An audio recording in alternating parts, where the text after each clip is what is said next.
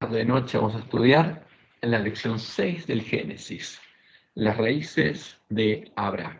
Y el versículo de memoria lo encontramos en Hebreos 11:8. Por la fe Abraham, siendo llamado, obedeció. Y es muy importante lo que dice el autor de Hebreos, porque fe es obediencia, es acción. Entonces Abraham obedeció para salir al lugar que había de recibir como herencia y salió sin saber a dónde iba. Abraham, quien con el tiempo llegaría a ser Abraham, el padre de la fe, era de la descendencia de los hijos de Dios. Era hijo de Taré, que a su vez era hijo de Nacor, y era descendiente de quién? De Sem, hijo de Noé, el padre del remanente que salvó el diluvio. Y a su vez, Noé era hijo de Lamec, hijo de Matusalén, hijo de Enoch. O sea, Noé era hijo de quién? Fíjense, era nieto de Matusalén y su bisabuelo era Enoch, el hijo de Dios que caminó con Dios y se lo llevó Dios. Y a su vez él era hijo de Set, hijo de Adán, hijo de Dios. Esta es la ascendencia de Abraham. Era el remanente de los hijos de Dios, lo poco que quedaba. Porque después del diluvio, cuando el paganismo había corrompido a los hijos de Dios y Dios los dispersó, vamos a ver que quedaban muy pocos hijos de Dios. Y esos pocos que quedaban estaban en la tierra de Canaán. Porque el más prolífico de todos los hijos de Noé fue Cam. Sem no tuvo tantos hijos, y Jafet tampoco, pero Cam sí. Ahora, y había hijos de Cam que eran fieles a Dios. Entonces vamos a los versículos que empieza a hablar de Abraham en Génesis 11, 24 al 32. Nacor vivió 29 años y engendró a Taré. Y vivió Nacor después de que engendró a Taré 119 años y engendró hijos e hijas. Taré vivió 70 años y engendró a Abraham, a Nacor y a Aram. Estas son las generaciones de Taré. Taré engendró a Abraham, a Nacor y a Aram engendró a Lot. Entonces, por eso Abraham era tío de Lot, porque Aram, su hermano, era el padre de Lot. Aram era el mayor de ellos. Y murió Aram antes que su padre Taré en la tierra de su nacimiento, en Ur de los Caldeos. Y tomaron a Abraham y Nacor, sus hermanos, los hermanos, para ser mujeres. El nombre de mujer de Abraham era Sarai, y el nombre de la mujer de Nacor, Milca, hija de Aram. ¿Hija de quién? De su hermano. No, su nieta, su sobrina. La Sarai era prima de Abraham. En cambio, Nacor, el hermano de Abraham, se casó con quién? Con la hija de Aram, su hermano, que era el mayor que había muerto, que era padre a su vez de Milca y de Isca. Mas Sarai era estéril y no tenía hijos. Y tomó tarea a Abraham, su hijo, y a Lot, hijo de Aram, hijo de su hijo, y a Sarai, su nuera, mujer de Abraham, su hijo, y salió con ellos de Ur de los Caldeos, para ir a la tierra de Canaán. Fíjense que Dios llamó a Abraham para ir a la tierra de Canaán. Y Taré dijo, yo voy a ir. Ahora, pero como saber, Dios le había dicho a Abraham que deje a Taré y a su parentela, que se estaba corrompiendo, y vaya solo. Pero Taré dijo, yo voy. Y entonces salió con Abraham, porque lo tomó a Abraham y a Lot y a Sara para ir a la tierra de Canaán. Y vinieron hasta Harán y se quedaron allí. Entonces fueron subiendo por el Éufrates hasta la parte más alta para después bajar a la tierra prometida, porque a la izquierda, vamos a ver, tenía el desierto, entonces tenían que seguir ese camino. Ir al norte, después del norte bajar a la tierra que después sería tierra de Israel. Y fueron los días de Taré de 205 años y murió Taré en Harán. Cuando Dios llamó a Abraham a salir de Ur de los Caldeos y Taré salió con él para ir primero a Aram y luego ascender a la tierra de Canaán, como Dios le mostró a Josué y al pueblo que finalmente entró en la tierra prometida, Taré y su familia se habían corrompido y eran idólatras. Y eso incluye a Abraham. Servían a los dioses de los caldeos, los dioses a los que habían empezado a adorar en Babel. Y esto es lo que está escrito en Josué 24 del 1 al 3. Reunió Josué a las tribus de Israel en Siquem, y llamó a los ancianos de Israel, sus príncipes, sus jueces y sus oficiales, y se presentaron delante de Dios.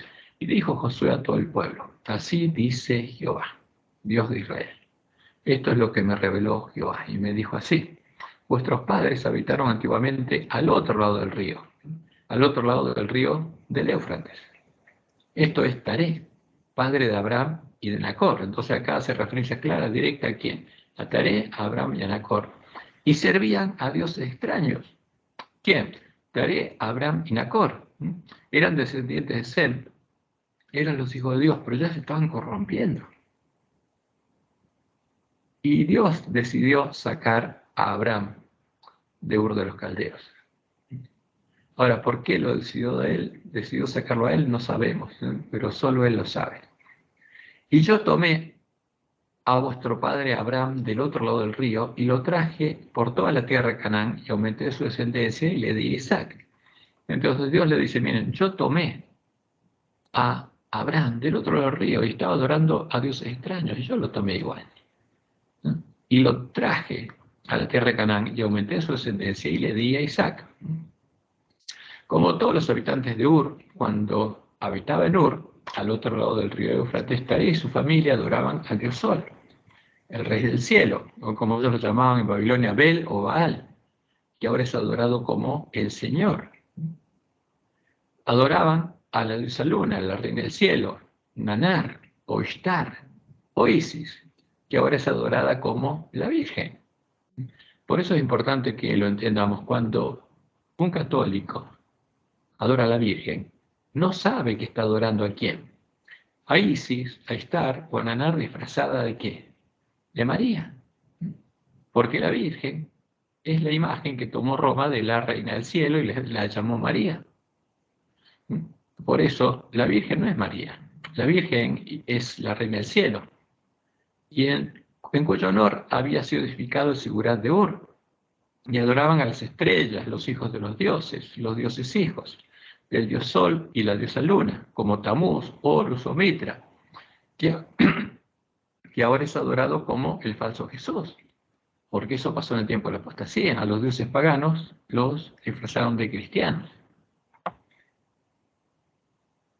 Y acá tenemos el Sigurat de Ur, el templo de adoración de la reina del cielo, y era una torre, fíjense, es como la Torre de Babel, una pirámide aterrazada en cuya cúspide estaba el templo de adoración a la reina del cielo, a Ishtar, como lo llaman los babilónicos, a Isis, como los egipcios, y a la Virgen, como se le llama actualmente.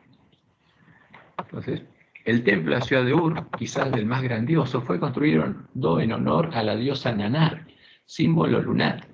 Si bien hoy se conserva solo una parte del monumento, se sabe que originariamente contaba con una base de 62 metros por 43 metros, alcanzando una altura desconocida, aunque superior a los 15 metros, que hoy se mantiene. Se componía de varias terrazas superpuestas con el templo, propiamente dicho, en su cúspide. La mayoría de los historiadores sostienen que el Sigurat era concebido como una especie de puente entre el cielo y la tierra. Y ahí nace el nombre de pontífices, cuya continuación de este tipo de sacerdocio, los pontífices paganos, se encuentra en Roma, donde tenemos pontífices y un sumo pontífice.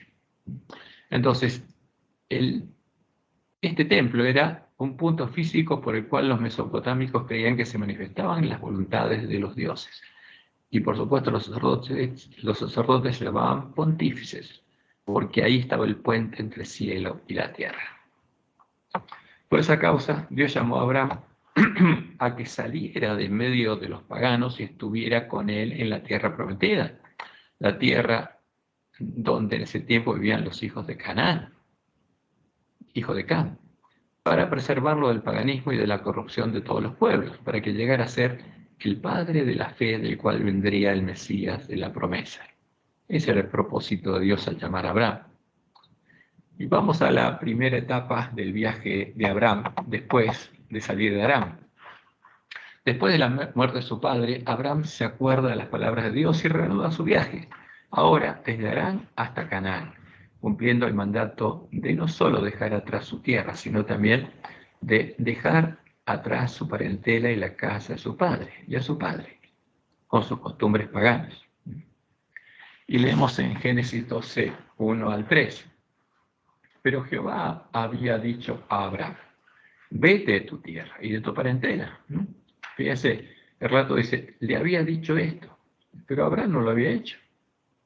Vete de tu tierra y de tu parentela. Ahora, el que salió de Ur fue el padre cuando escuchó esto. Y se llevó a Abraham y a todos porque él ahora quería ir a Canaán. Vete de tu tierra y de tu parentela y de la casa de tu padre a la tierra que yo te mostraré. Déjalos a todos. Y haré de ti una nación grande y te bendeciré y engrandeceré tu nombre y serás bendición. El propósito de Dios es que en Abraham y en su simiente, como dice Pablo, la cual ha escrito, fueran benditas todas las naciones de la tierra. Bendeciré a los que te bendijeren y a los que te maldijeren, maldeciré. Y serán benditas en ti todas las familias de la tierra. Para eso Dios lo llamó. Ahora, ¿dónde lo llevó? A la tierra que estaba menos corrupta, a la tierra de Canaán. Como Dios le anunciaría después, de él vendría el Mesías, y en el Mesías, en su simiente, serían benditas todas las naciones de la tierra. Y leemos en Génesis 12, 4 en adelante, y se fue Abraham como Jehová le dijo, y Lot fue con él. Y era Abraham de edad de 75 años cuando salió de Harán. Tomó pues a Abraham a Sarai su mujer, y a Lot su hermano, y todos sus bienes que había ganado, y las personas que había adquirido en Harán, porque habían estado bastante tiempo en Harán. Y salieron para ir a la tierra de Canaán, y a tierra de Canaán llegaron. Y pasó Abraham por aquella tierra hasta el lugar de Siquem, hasta el encino de Moré. Y el cananeo estaba entonces en la tierra. Entonces aquí tenemos un mapita de la zona donde vivía justamente Abraham, acá cerca de Babilonia, en Ur de los Caldeos, al lado del Éufrates. Y por aquí al medio que había, esto era un desierto, entonces nunca podían ir directamente a la tierra de Canaán, tenían que ir siempre para el norte. Y así fueron, siguiendo el Éufrates hasta Harán. Y en Harán se quedaron, y ahí murió Taré. Y de Harán entonces salió Abraham para Canaán. Y llegó a Siquem, después a Betel, y siguió hasta Manre. Y después de eso estaba el desierto de Negev, y después estaba Egipto. Ese es el camino que recorrió Abraham. De paso que estamos acá, es importante, vamos a aprovechar esto porque después hubo una guerra entre los caldeos y los persas que estaban de este lado, y ellos se unieron y atacaron a los reyes de Canaán, pero venían de este lado, de esta zona.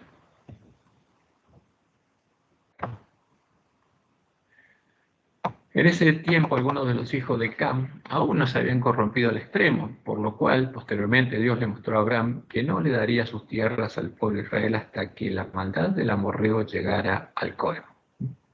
Entonces Jehová dijo a Abraham, ten por cierto que tu descendencia morará en tierra ajena y será esclava allí, y serán prohibidas 400 años, mas también a la nación a la cual servirán juzgaré yo. Y después de esto saldrán con gran riqueza, y tú vendrás a tus padres en paz y serás sepultado en buena vejez. Y en la cuarta generación volverá acá. Entonces, ¿por qué recién volvería en la cuarta generación? Porque aún no ha llegado su colmo, la maldad del amorreo hasta aquí. Y vamos a ver que Abraham después moraba entre los amorreos y eran sus aliados. ¿Por qué? Porque también eran hijos de Dios. Entonces, cuando Dios llevó a la tierra de Canaán a los hijos de Israel, después de liberarlos de la esclavitud de Egipto, entre el pueblo que vivía en la tierra de Canaán, justamente, entre ellos los descendientes de Lot y de Saúl, aún había un profeta de Jehová. ¿Quién estaba? Balaam, que también se estaba corrompiendo y llegó a ser el tipo de los apóstatas de la iglesia primitiva que ayudaron al rey enemigo, el antitipo de Balac, a hacer fornicar al pueblo de Dios con los ídolos. Y leemos en Números 22 del 9 al 12. Y vino Dios a Balaam y le dijo, ¿qué varones son estos que están contigo? Y Balaam respondió a Dios: Balac, hijo de Zippor, rey de Moab, ha enviado a decirme: y aquí este pueblo que ha salido de Egipto cubre la faz de la tierra. Ven pues ahora y maldícemelo. Quizás podré pelear contra él y echarlo. Balac, ¿qué quería hacer? Destruir al pueblo de Dios, y quería que Balaam lo maldijera. Entonces dijo Dios a Balaam: no vayas con ellos, ni maldigas al pueblo, porque bendito es. Y esto es lo interesante, que hasta 430 años después había un pueblo de Dios, aunque se estaba corrompiendo totalmente. Este hecho nos muestra que por 430 años en la tierra de Canaán habitó un remanente que era fiel a Jehová, entre el cual había profeta de Jehová, cosa que no sucedía entre los caldeos cuando Dios llamó a Abraham. Y esto es interesante, entonces, ¿por qué lo llamó? Si el otro lado del río adoraban a los dioses ajenos, y estos, como Dios nos lo reveló, vamos a tener el privilegio de preguntárselo, si somos salvos. Y seguimos leyendo en Génesis 12:7. Y apareció Jehová a Abraham y le dijo: a tu descendencia daré esta tierra. Y edificó allí un altar a Jehová, quien le había aparecido. Luego se pasó de allí a un monte al oriente de Betel y plantó su tienda, teniendo Betel al occidente y a Jai al oriente, y edificó allí altar a Jehová e invocó el nombre de Jehová. Esta era la costumbre de Abraham: a donde llegaba, edificaba un altar a Jehová e invocaba el nombre de Jehová, como tiene que hacerlo el pueblo de Dios hoy. Y sigamos leyendo Génesis 12. Y Abraham partió de allí, caminando y yendo hacia el Negev, porque él era nómade, habitaba en carpas, y partió de ahí y se fue para el sur. ¿Y qué pasó? Hubo entonces hambre en la tierra, y llegó el tiempo de la primer prueba de Abraham. Y descendió Abraham a Egipto para morar allá, porque era grande el hambre en la tierra. ¿En qué tierra? En la tierra de Canaán. Este es un hecho que nos muestra que Abraham aún no había llegado a ser el padre de la fe. Cuando hubo hambre en la tierra de Canaán, junto a otros cananeos o siguiendo a los cananeos, en vez de consultar a Dios para saber qué debía hacer, decidió por su cuenta dejar Canaán e ir a Egipto. Entonces, una vez más, su fe fue puesta a prueba y actuó de acuerdo al mal tesoro de su corazón. Entonces, dos errores: primero ir a Egipto y ahora lo que hizo. Y aconteció que cuando estaba por entrar en Egipto, dijo a Sarai su mujer: he aquí, ahora conozco que eres mujer de hermoso aspecto, y cuando te vean los egipcios dirán: su mujer es, y me matarán a mí, y a ti te reservarán la vida. Ahora pues, di que eres mi hermana, para que me vaya bien por causa tuya, y viva mi alma por causa de ti. Y esto es lo que hizo el padre de la fe. Por supuesto, ahí no era el padre de la fe. Claramente, no podemos ver ni una pizca de fe en la forma de orar de Abraham, ni una pizca, ni un granito de arena de amor a Sara. Buscaba salvarse a través del engaño y entregando a su esposa a los egipcios, porque él estaba pensando en él solamente. Y a su esposa, a su amada esposa, se la iba a dar a los egipcios para salvarse. Y todo por un plato de comida, porque tenían hambre. Ahora, acá vemos la gracia de Dios con nosotros, porque todos pecamos y todos estamos destituidos de la gloria de Dios. Y en Génesis 12:14 leemos: y aconteció que cuando entró Abraham en Egipto, los egipcios vieron que la mujer era hermosa en gran manera. Era grande Sara, ya era grande, pero era hermosa en gran manera. También la vieron los príncipes de Faraón y la alabaron delante de él. Y fue llevada a la mujer a casa de Faraón. Y se la llevaron. ¿Y qué dijo Abraham? Nada. E hizo bien a Abraham por causa de ella. Y él tuvo ovejas, vacas, asnos, siervos, criadas, asnas y camellos. Y Faraón le pagó a Abraham, le dio una dote y lo hizo rico. Y él tuvo ovejas, vacas, asnos, siervos, criadas, asnas y camellos. Todo eso por Sara. Y como consecuencia de la mentira y el engaño, haciendo pecar a Faraón y a Sara, porque estaba casada con él, Abraham se hizo rico. Entre las criadas que le regaló Faraón por haberle dado a Sara como dote por Sara, estaba Agar, la que, por otro acto de falta de fe, llegaría a ser madre de Ismael, su primogénito. Y esta es la historia del padre de la fe. Y Génesis 12:17 dice: Mas Jehová hirió a Faraón y a su casa con grandes plagas por causa de Sarai, mujer de Abraham. Entonces Faraón llamó a Abraham y le dijo: ¿qué es esto que has hecho? ¿Por qué no me declaraste que era tu mujer? ¿Qué cosa hiciste? Ahora, ¿cuál es el testimonio con el que se quedó justamente el Faraón? Es que Abraham era un mentiroso, un engañador. Esa era la luz que en ese tiempo salía de Abraham. ¿Qué es esto que has hecho conmigo? ¿Por qué no me declaraste que era tu mujer? ¿Por qué mentiste? ¿Por qué dijiste es mi hermana, poniéndome en ocasión de tomarla para mí por mujer? Ahora puedes ir aquí, tu mujer, tómala y vete. Y se la devuelve. ¿Y qué hace? Lo echa de Egipto. Entonces Faraón dio orden a su gente acerca de Abraham y le acompañaron, y a su mujer, con todo lo que tenía, o sea, gentilmente lo acompañaron hasta la frontera. Como sucedería 430 años después, mediante estas plagas, Jehová libró a Faraón y a Sara de pecar, e hizo que Faraón echara a Abraham y a Sara de Egipto.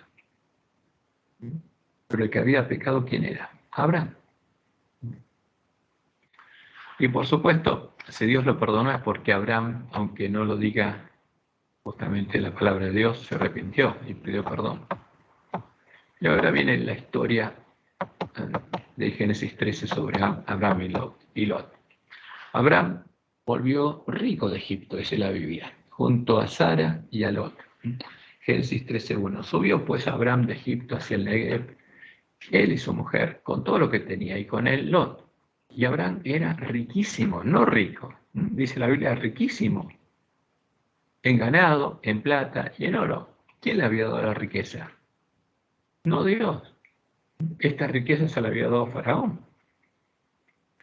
Y volvió por sus jornadas desde Negev hasta Betel, hacia Betel, hasta el lugar donde había estado antes su tienda entre Betel y Jai, al lugar del altar que había hecho antes allí, e invocó allí a Abraham el nombre de Jehová.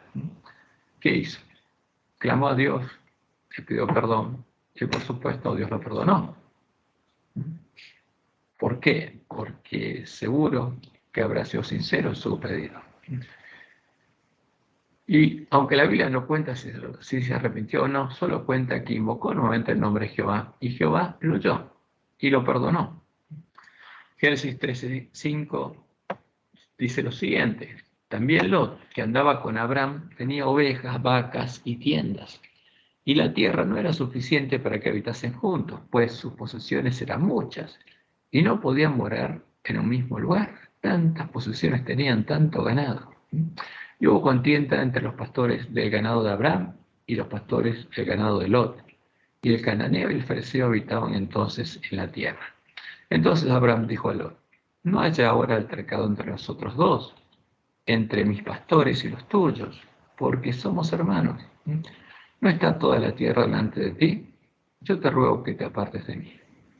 Si fueres a la mano izquierda, yo iré a la derecha, y si tú a la derecha, yo iré a la izquierda. Y le da a Lot el privilegio de elegir a dónde quiere ir. Y alzó Lot sus ojos y vio toda la llanura del Jordán, que toda ella era de riego, porque estaba en un lugar alto, en Betel es el lugar alto. Y de ahí vio toda la llanura del Jordán, que toda ella era de riego, como el huerto de Jehová, como la tierra de Egipto y la dirección de Zoar, donde no faltaban alimentos, antes que destruyese Jehová a Sodoma y a Gomorra. Entonces Lot escogió para sí toda la llanura del Jordán, y se fue Lot hacia el occidente, el oriente, y se apartaron el uno del otro. Entonces Lot eligió la llanura del Jordán. Abraham acampó en la tierra de Canaán, en tanto que Lot habitó las ciudades de la llanura y fue poniendo sus tiendas hasta Sodoma. Y poco a poco se acercó a Sodoma y habitó en Sodoma.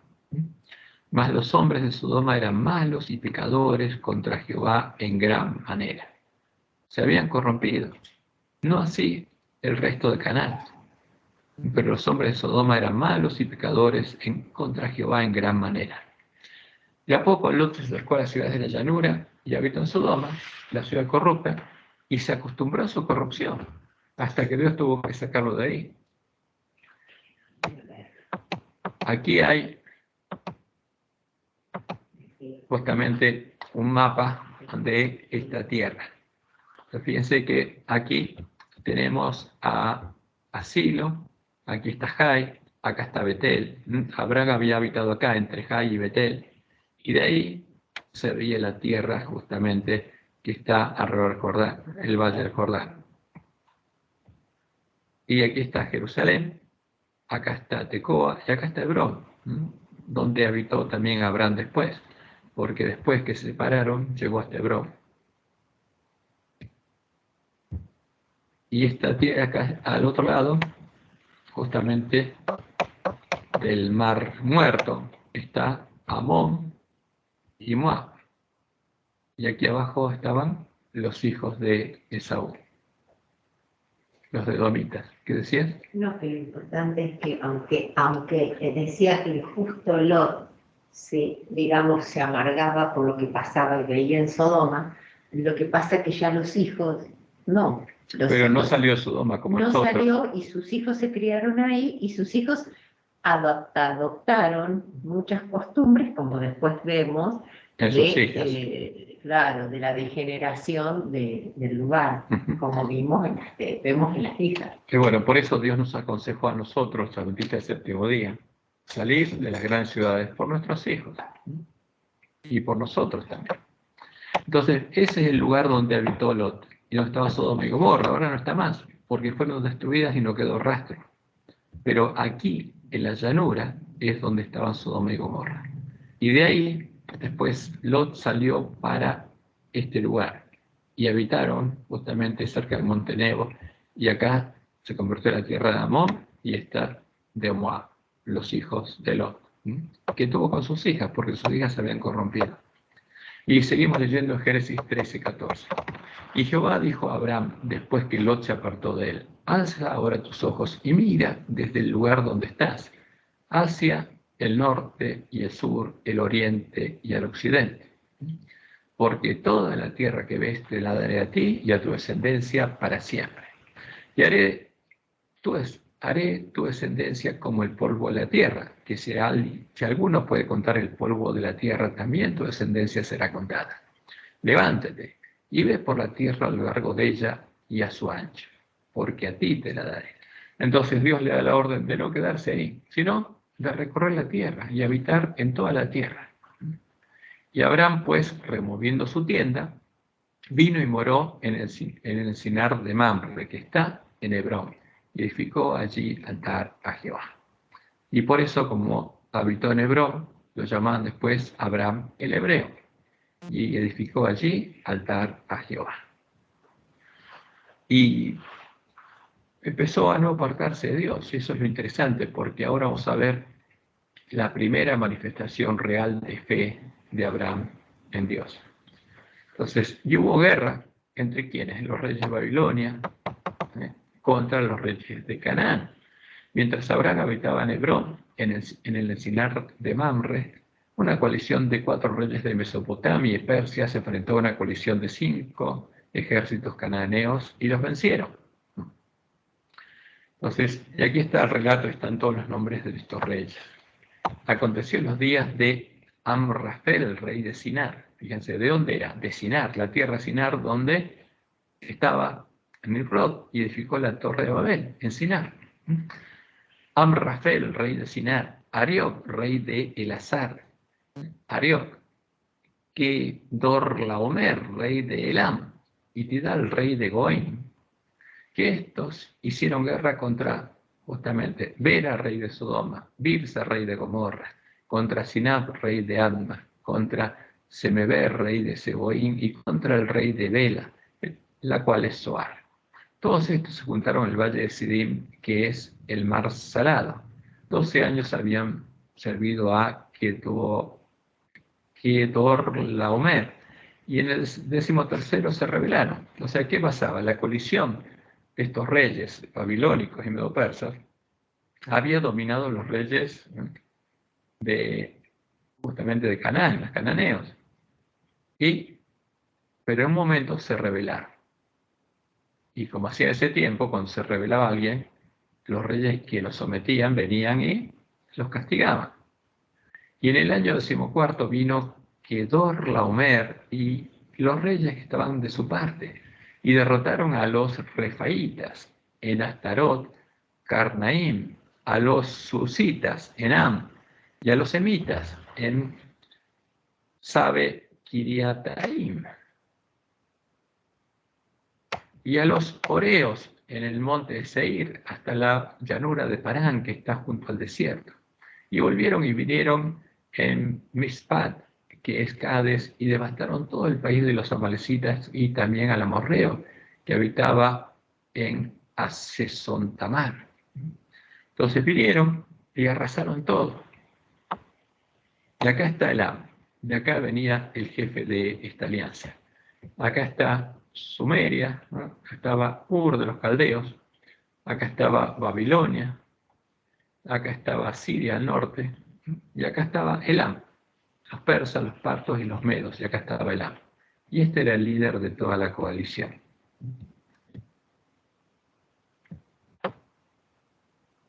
Y dice Génesis 14:8, salieron el rey de Sodoma, el rey de Gomorra, el rey de Adma, el rey de Seboim y el rey de Bela, que es Zoar, y ordenaron contra ellos batalla en el valle de Sidén, porque vinieron estos reyes, arrasaron todos, entonces se juntaron estos reyes para vengarse. Esto es contra Kedorlaomer, rey de Elam, Tidal, rey de Goim, Amrafel, rey de Sinar, y Ariok, rey de Elazar, 4 reyes contra sí. Y el valle de Sidim estaba lleno de pozos y asfalto, y cuando huyeron el rey de Sodoma y el rey de Gomorra, porque los vencieron, algunos cayeron allí y los demás huyeron al monte. Y tomaron, ¿qué pasó ahora? Toda la riqueza de Sodoma y de Gomorra. O sea, ahora vencieron incluso a los reyes y saquearon sus ciudades y tomaron toda la riqueza de Sodoma y de Gomorra y todas sus provisiones y se fueron. Tomaron también a Lot, hijo del hermano de Abraham, que moraba en Sodoma, y sus bienes, y se fueron. Tomaron todo, y a los que pescaron se los llevaron de esclavos. La derrota de los reyes cananeos fue total, y Lot cayó en manos de los reyes de la Mesopotamia. ¿Y a dónde iba a ir? Como esclavo, de vuelta a la Mesopotamia. Pero Abraham se enteró, y vino uno de los que escaparon, y lo anunció a Abraham, el hebreo. Fíjense, como vivía en Hebrón, ahora le decían el hebreo, que habitaba en el encinar de Mamre, el amorreo hermano de Escol y hermano de Aner. Entonces, ¿quién vino y le avisó? Un amorreo, un hijo de Canaán, los cuales eran aliados de Abraham. Entonces, ¿con quién se había aliado Abraham? Con los amorreos, con los que habitaban esa tierra. ¿Y por qué? Porque seguro eran siervos de Jehová. Oyó Abraham que su pariente estaba prisionero y armó a sus criados, los nacidos en su casa, 318, y los siguió hasta Dan. Y con 318 fue a pelear contra estos reyes y todo su ejército. Y cayó sobre ellos de noche. ¿Y por qué fue? Fue por fe, porque seguro oró a Dios y Dios lo acompañó. Y cayó sobre ellos de noche, como Gedeón, él y sus siervos, y les atacó, y les fue siguiendo hasta Oba, al norte de Damasco, y recobró todos los bienes, y también a Lot, su pariente, y sus bienes, y a las mujeres y demás gente. Recobró todo. Ahora, ¿podría Abraham derrotar a estos reyes con 318 hombres si Dios no estaba con él? No. Y este fue el primer acto de fe que está registrado donde realmente actuó por fe. Cuando volvía de la derrota de Kedorlaomer y de los reyes que con él estaban, salió el rey de Sodoma a recibirlo al valle de Sabe, que es el valle del rey. Entonces, ¿qué pasó? Dios hizo algo interesante. Delante de todos los reyes a los cuales habían derrotado los babilónicos y el rey de Elam, Dios hizo lo siguiente. Entonces Melquisedec, rey de Salem y sacerdote del Dios Altísimo, sacó pan y vino. Ahora, Salem, no había un reino que se llamara Salem ahí. Salem significa rey de paz. Y sacerdote del Dios Altísimo sacó pan y vino. Y le bendijo, ¿delante de quién? De los reyes derrotados, diciendo: bendito sea Abraham del Dios Altísimo, creador de los cielos y de la tierra. Y bendito sea el Dios Altísimo que entregó a tus enemigos en tu mano. Entonces, ¿qué dice Melquisedec? Jehová entregó a tus enemigos en tu mano. Y le dio a Abraham los diezmos de todo. Entonces, y esto es algo interesante porque este fue un testimonio público. Como había sido un mal testimonio los anteriores de Abraham, este fue un buen testimonio. Ahora, ¿quién era Melquisedec? Melquisedec, rey de Salem, rey de paz y sacerdote del Dios Altísimo. No era un nombre común, porque como lo indica el autor de Hebreos, vamos a ver lo que dice el autor de Hebreos. En Hebreos 7, 1 al 7. Porque este Melquisedec, rey de Salem, sacerdote del Dios Altísimo, que salió a recibir a Abraham, que volvía de la derrota de los reyes, y le bendijo, a quien asimismo dio a Abraham los diezmos de todo, cuyo nombre significa primeramente rey de justicia, rey justo. Y también rey de Salem, rey de paz, sin padre, sin madre, sin genealogía. Ahora, ¿era un hombre? No, no era un hijo de Adán, porque si no hubiera ascendido de Adán. Pero no tenía padre, ni madre, ni genealogía. Ni tiene principio de días ni fin de días. Tampoco puede ser un hombre. ¿Por qué? Porque es eterno. Sino hecho semejante al Hijo de Dios, permanece sacerdote para siempre. Considerad pues cuán grande era este, a quien aún Abraham el patriarca dio diezmos del botín. Ciertamente, los que de entre los hijos de Leví reciben el sacerdocio tienen mandamiento de tomar del pueblo los diezmos según la ley, es decir, de sus hermanos, aunque estos también hayan salido de los lomos de Abraham. Pero aquel cuya genealogía no es contada de entre ellos, no es contada entre los hombres, tomó de Abraham los diezmos y bendijo al que tenía las promesas, y sin discusión alguna, el menor es bendecido por el mayor. Y es interesante lo que dice el autor de Hebreos, que Melquisedec no tenía padre y madre, que no tiene genealogía, que obviamente no es un hijo de Adán y Eva, y por supuesto no era un rey cananeo, no era un hijo de Cam, y no tiene principio ni fin de días, es eterno, y es mayor que Abraham. ¿Quién puede ser? Solo puede ser uno, solo puede ser Jehová, que se presentó ante Abraham como sacerdote para bendecirlo delante de los otros reyes. Melquisedec no era el representante de Dios entre la gente de esa época, como raramente se indica en la elección del jueves 5 de mayo, porque ningún hombre cumple con estas características. Y seguimos leyendo en Génesis 14, 21. Entonces el rey de Sodoma dijo a Abraham: dame las personas y toma para ti los bienes. O sea, él se conformaba con que le devuelva a las personas. ¿Por qué? Porque en ese tiempo, como Abraham los había recuperado, tenía derecho de quedarse con todo. Pero le pidió: dame las personas y toma para ti los bienes. Y respondió Abraham al rey de Sodoma: he alzado mi mano a Jehová, Dios Altísimo, creador de los cielos y de la tierra, que desde un hilo hasta una correa calzado, nada tomaré de todo lo que es tuyo, para que no digas: yo enriquecí a Abraham.